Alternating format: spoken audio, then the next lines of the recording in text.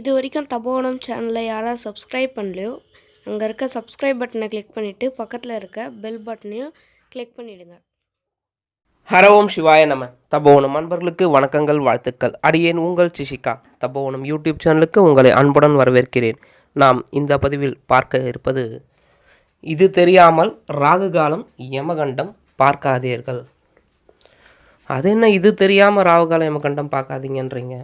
எது தெரியாமல் பார்க்கக்கூடாது அப்படின்னா, இப்போது நீங்கள் பார்த்துருப்பீங்க, 7:30 மணிக்கு ராகு காலம் ஆரம்பிக்கிறதுனா 7:25க்கெலாம் கிளம்புவாங்க, வெளியே கிளம்புறவங்க அர்ஜென்ட்டாக.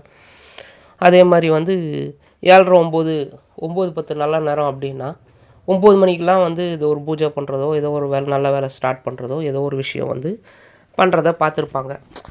நல்ல நேரம் பார்த்து தான் ஆரம்பித்தேன், ஆனால் சரியாகவே போகல தொழில். நல்ல நேரம் பார்த்து தான் கிளம்புனேன், ஆனால் வண்டி இது மாதிரி ரிப்பேர் ஆகிப்போச்சு, பஞ்சர் ஆகிப்போச்சு, தேவையில்லாமல் ஒருத்தன் இடிச்சிட்டான், லைக் தட். இது மாதிரி நிறைய சம்பாஷணைகள்லாம் உரையாடல்கள்.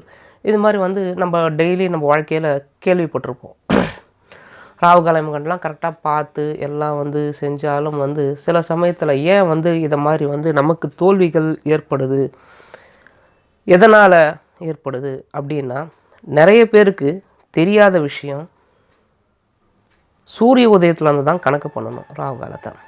ஒரு உதாரணம் சொல்கிறேன். திங்கக்கிழமை காலையில் சூரிய உதயம் 6 மணின்னு வச்சுக்கோங்க. அன்றைக்கி ராகு காலம் 7:30லேருந்து 9.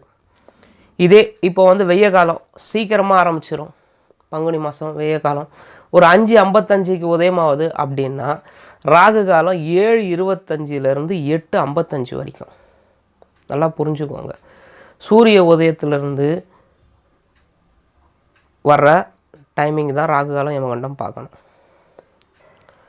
அதாவது சூரிய உதயம் லேட்டாக வந்துச்சுன்னா, 6 மணிக்கு அப்புறம் வந்துச்சுன்னா ராகு காலம் தள்ளி வரும், யமகண்டம் தள்ளி வரும். இல்லை 6 மணிக்கு முன்னையே வந்துச்சுன்னா ராகு காலம் முன்கூட்டியே வரும், யமகண்டமும் முன்கூட்டியே வரும். இது நிறைய பேருக்கு தெரியாமல் என்ன பண்ணுறாங்க, ராகு காலம் 7:09 7:25 2 நிமிஷம் தான் இருக்குது ராகு காலத்துக்கு, கிளம்புன்றாங்க.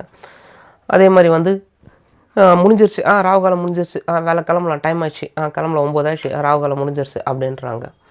அதனால் ராகு காலம் சில சமயம் இருக்கும் பொழுதே நம்ம நமக்கு தெரியாமலே அந்த வேலையை செய்கிறோம். அதனால் செய்கின்ற வேலையில் சக்ஸஸ் இல்லாமல் வெற்றி அடையாமல் போகுது, காரிய தடை ஏற்படுது, அல்லது ஏதேனும் இடர்பாடுகள், தவிர்க்க இயலாத சம்பவங்கள், இது மாதிரியான விஷயங்கள்லாம் நடக்குது. இப்போ ஒரு உதாரணத்துக்கு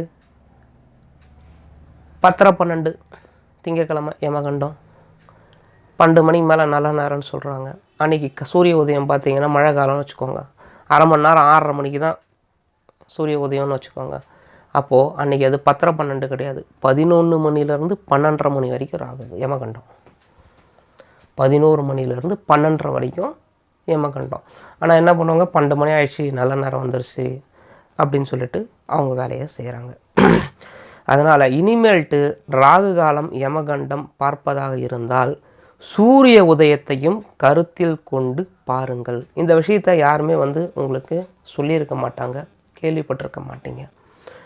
இதை மாதிரி பண்ணி பாருங்கள், வாழ்க்கையில் நிறைய மாற்றங்கள் ஏற்படும். அன்றாட செய்யக்கூடிய சிறிய செயல்களில் தடங்கள் இல்லாமல், தடைகள் இல்லாமல் மிகச்சிறப்பான முன்னேற்றங்களை காண்பதற்கு இந்த சூரிய உதயத்தை வைத்து கணக்கில் கொள்வது, ராகுகால யமகண்டத்தை கணக்கில் எடுத்துக்கொள்வது வெற்றிக்கு வழி சேர்க்கும். இந்த பதிவு உங்களுக்கு பிடிச்சிருந்ததுன்னா லைக் பண்ணுங்கள், கமெண்ட் பண்ணுங்கள், ஷேர் பண்ணுங்கள், மறக்காமல் நம்ம சேனலை சப்ஸ்கிரைப் பண்ணுங்கள். நன்றி, வணக்கம், சிவாய நம.